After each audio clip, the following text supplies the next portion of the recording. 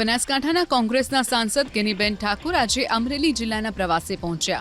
સૌથી પહેલા ગેનીબેન ઠાકુરે વિટલાપુર ગામે પહોંચી લીટરકાંડમાં ફસાયેલ યુવતી પાયલ ગોટી અને તેના પરિવાર સાથે મળી ગેનીબેન ઠાકુરે ન્યાય અપાવવા લડવાનું આશ્વાસન આપ્યું।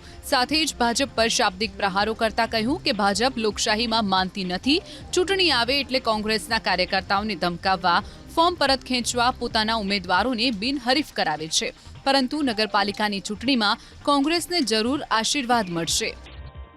ચૂંટણી આવે એટલે સામ દામ દંડ ભેદની રાજનીતિ અપનાવીને કોંગ્રેસના કાર્યકરોને ધમકાવવા, એમના ફોર્મ વિડ્રો કરાવીને બિનહરીફ કરીને બીજા ચૂંટણીઓ પર એની અસર પાડીને એક એવું વાતાવરણ ઊભું કરવું, કોઈ નાના મોટી લાલચો આપવી, એમના કોઈ પરિવારમાંથી નાના મોટા ધંધા રોજગાર કરતા હોય તો એની ધમકીઓ આપવી, આ એમના લોહીમાં વરેલું છે।